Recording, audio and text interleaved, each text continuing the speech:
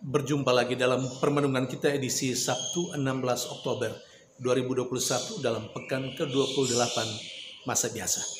Bacaan-bacaan liturgi hari ini, bacaan yang pertama dari surat Rasul Paulus kepada jemaat di Roma bab 4 ayat 13, ayat 16 sampai 18, dan bacaan Injil dari Injil Lukas bab 12 ayat 8 sampai 12. Kedua bacaan liturgi hari ini, hemat saya, berbicara tentang iman dan konsekuensi hidup dari orang yang memiliki iman itu.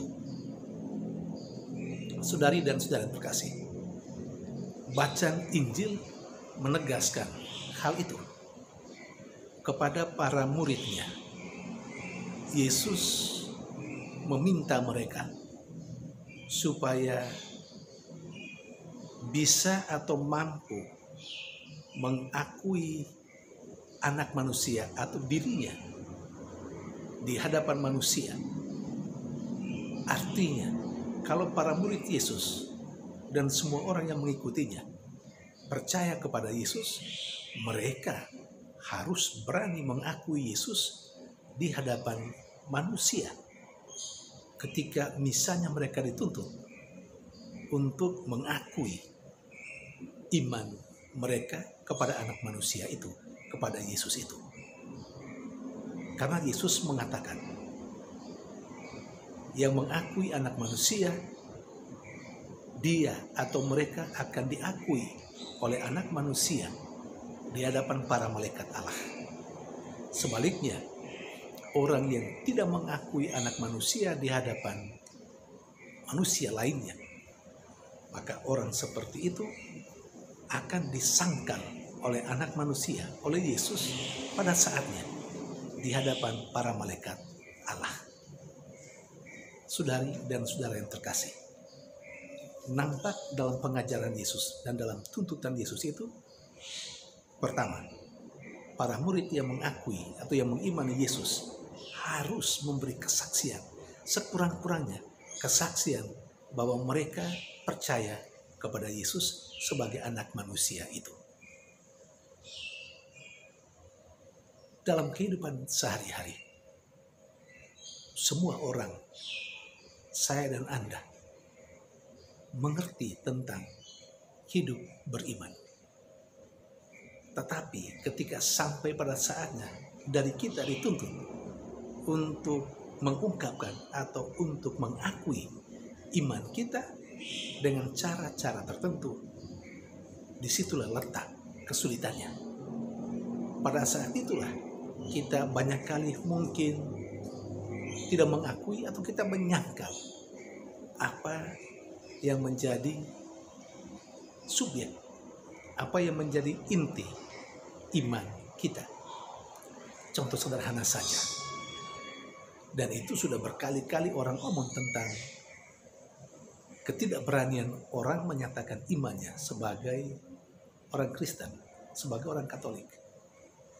Di tempat-tempat umum misalnya, orang menjadi malu berbuat sesuatu atas dasar imannya. Orang menjadi malu mengungkapkan apa yang diajarkan oleh imannya. Misalnya di tempat-tempat umum, ketika harus memberi tanda salib atau membuat tanda salib, di sana orang terkadang tidak mau membuat tanda salib karena malu dengan lingkungan atau orang-orang yang ada di sekitarnya. Saudara-saudara sekalian, kita semua bisa melitanikan apa saja contoh konkret yang mengungkapkan bahwa iman itu seringkali disangkali.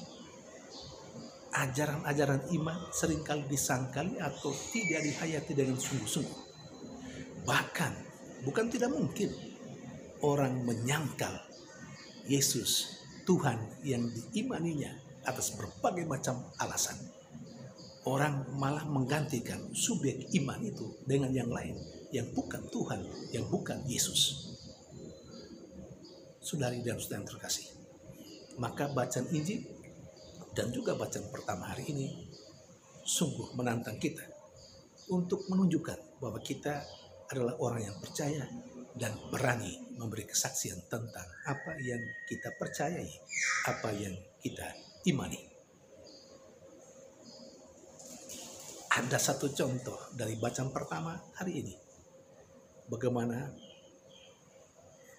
dari sekian banyak orang yang mungkin menyangkali imannya, ditampilkan seorang tokoh yang luar biasa terkenal dalam Perjanjian Lama, bahkan menjadi panutan kehidupan beriman untuk orang-orang, untuk kita sekalian dalam Perjanjian Baru.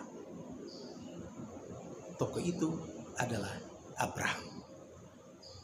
Bagaimana kehidupan imannya ditegaskan dalam kalimat dalam bacaan pertama hari ini sebagai berikut. Sekalipun tidak ada dasar untuk percaya, namun Abraham toh percaya.